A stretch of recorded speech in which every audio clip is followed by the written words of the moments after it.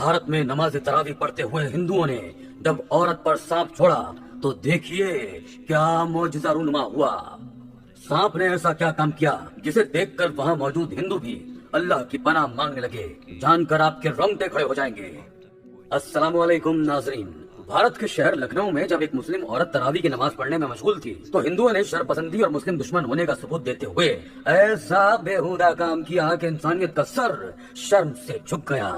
मगर ऐन उस वक्त जब सांप इस लड़की के बिल्कुल करीब पहुंचा तो ऐसा वाकया हुआ जिसे देखने के बाद कई हिंदू वहीं पर अपनी जान की बाजी हार बैठे और बाकी जो बचे वो अल्लाह अकबर का विर्द करते हुए मुसलमान हो गए। आज का वाकया शुरू करने से पहले अगर आप हमारे चैनल पर नए हैं तो पहले चैनल को सब्सक्राइब कीजिए और बेल आइकॉन पर क्लिक कीजिए ताकि नई आने वाली वीडियोस आप तक बआसानी पहुंचाई जा सके। दोस्तों, लखनऊ के कस्बे में मुसलमान और हिंदू आबाद थे। अक्सर हिंदुओं की बदतमीजियों से मुसलमान परेशान रहते थे। जैसे ही रमजान की आमद होती तो हिंदुओं की शरपसंदी और नफरत आमेज वाकयात में इजाफा होता चला जाता। कुछ ऐसा ही उस रात भी हुआ था जब एक औरत अपने कच्चे से मकान में नमाज तरावी पढ़ने में मशगूल थी कि तभी इसके घर में 7 हिंदू दाखिल हुए।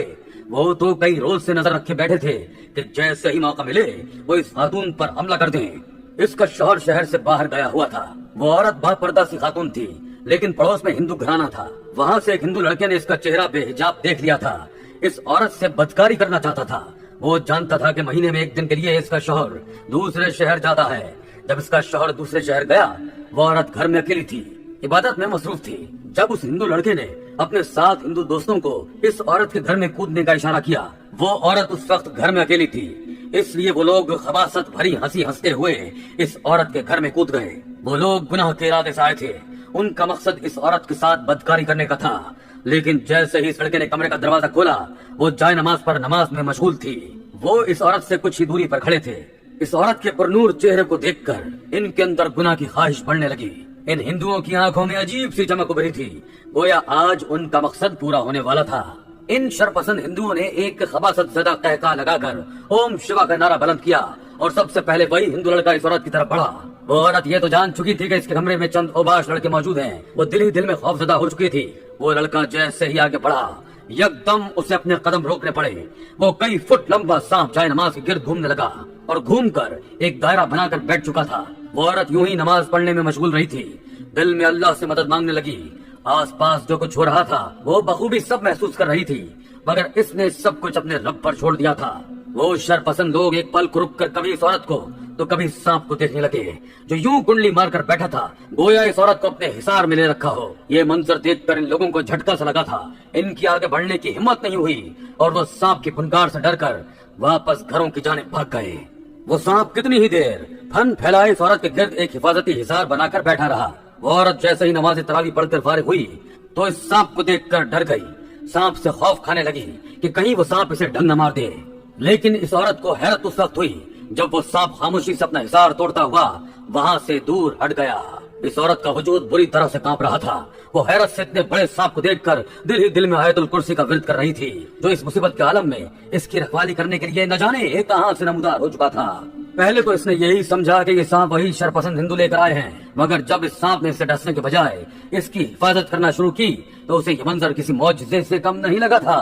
तो बगैर पलके झपकाए इस 2 फुट लंबे सियाह सांप को देख रही थी जो अब खामोशी से इस कमरे में मौजूद एक सुराख में चला गया था। औरत के दिमाग में एक साथ कई धमाके हुए थे। वो दिल पर हाथ रखकर हाँफने लगी थी। इस दीवार में सुराख तो बहुत पुराना था, तो क्या ये सांप इसी सुराख में रहता था? इसके दिमाग में सवालात ने जन्म लिया था। इतना जहरीला सांप जिसके काटने से कोई 2 मिनट तक जिंदा नहीं रह सकता था, वो आखिर मेरी हिफाजत क्यों कर रहा था? दोस्तों, वो सांप कौन था और क्यों इस औरत की हिफाजत पर मामूर था, ये जानकर आपके होश उड़ जाएंगे। इस घर में यह औरत ज्यादातर वक्त अकेली रहती थी, जो बहुत ही इबादत गुजार और नेक खातून थी। इसने कभी किसी की दिल आजारी नहीं की थी और ना ही अपने मजहब को दूसरों के मजहब का मजाक उड़ाकर फौकियत दी थी। जब भी इसका शौहर दूसरे शहर जाता तब ये इस टूटे फूटे घर में अकेली रहती। इसकी कोई औलाद ना थी। इस एक कमरे के घर में इसका ज्यादातर वक्त कुरान मजीद की तिलावत में गुजर जाया करता था। फिर वो फर्ज नमाजों के बाद नवाफिल पढ़ती रहती। इसके लहजे में ऐसी मिठास थी कि जब वो बुलंद आवाज में कुरान मजीद की तिलावत करती इसकी आंखें आंसुओं से तर हो जाती। इश्क इलाही से इस पर रिक्कत सी तारी हो जाती। اس کی آواز ایسی دل کو چھوتی کہ پڑوس میں رہنے والی ہندو عورتیں اپنا بھجن چھوڑ کر اس خاتون کے گھر چلی آتی اور خاموشی سے ایک طرف بیٹھ کر اس کے لہجے میں کھوسی جاتی تھی۔ کئی عورتوں نے اس خاتون سے متاثر ہو کر اسلام قبول کر لیا تھا اور اپنے شوہروں سے چھپ کر دینی تعلیم حاصل کر رہی تھی۔ ایک روز شدید طوفان اور بارش نے ہر سو پانی کے ریلے بہا دیے تھے، لوگوں کے گھروں میں پانی گھسایا تھا۔ اسی بیچ کے سانپ بھی بیاباں سے اس قصبے تک آ پہنچا اور پھر پناہ کی خاطر اس خاتون کے گھر میں چلا آیا۔ کمرے کے کونے میں دیوار میں سوراخ موجود تھا جس میں وہ سانپ کنڈلی مار کر بیٹھ گیا۔ اس سمے وہ عورت روتے ہوئے قرآن مجید کی تلاوت کرنے میں مشغول تھی۔ اس کی آنکھوں میں آنسو تھے، وہ رو رو کر بارش رکنے کی دعائیں مانگ رہی تھی۔ اس کا لہجہ اس قدر سحر انگیز تھا کہ وہ زہریلا سانپ بھی اس سحر سے بچ نہ پایا۔ وہ یوں ہی اس کمرے میں چھپ کر بیٹھا رہا اور اس عورت کو عبادت کرتے ہوئے دیکھنے لگا۔ قرآن مجید کا ایک ایک حرف وہ اس انداز سے پڑھتی کہ سننے والے کے دل پر جا کر اثر انداز ہوتا تھا۔ 2 دن بعد بارش رک گئی اور موسم بھی قدرے بہتر ہو گیا، مگر وہ سانپ تو جیسے اس آواز اور تلاوت کے پرنور شہر میں جگڑ چکا تھا۔ اس نے اپنے رہنے کا ٹھکانہ ہی اس گھر کو بنا لیا، مگر پچھلے 3 ماہ میں ایک بار بھی اس نے اس خاتون کو کوئی نقصان نہیں پہنچایا تھا اور نہ ہی اس کے سامنے گیا تھا۔ اس عورت کو تو معلوم بھی نہیں تھا کہ اتنا خطرناک سانپ اس کے ساتھ اس گھر میں موجود ہے۔ جب رات ہو جاتی اور وہ خاتون سو جایا کرتی تب وہ سانپ باہر نکلتا اور خاموشی سے اس عورت کے پاس آ کر کسی حفاظتی حصار کی طرح بیٹھ جایا کرتا تھا۔ اس دن بھی جب وہ ہندو گھر میں داخل ہونے لگے تو سانپ نے انہیں دیکھ لیا تھا۔ وہ سانپ فوراً اس خاتون کی حفاظت کرنے کے لیے پہنچ گیا تھا۔ اب تو یہ بات اس خاتون کو بھی پتا چل چکی تھی کہ وہ سانپ اس کے گھر میں موجود ہے۔ اس نے اپنے رب کی اس مدد پر شکر ادا کیا تھا۔ چند روز یوں ہی بیتے تھے کہ ایک بار پھر وہ لوگ اپنی خراب نیتی کی وجہ سے رات کی تاریکی میں وہاں پہنچے۔ اس وقت وہ خاتون سو رہی تھی، اس کا شوہر ابھی واپس نہیں آیا تھا۔ دوستو، سچ تو یہ تھا کہ وہ ہندو اس روز بھی بدکاری کی نیت سے آئے تھے۔ وہ اس نیک صفت خاتون کا کردار داغدار کرنا چاہتے تھے تاکہ اسے سب کے سامنے بدنام کر سکیں۔ وہ خاموشی سے دبے پاؤں گھر میں داخل ہوئے۔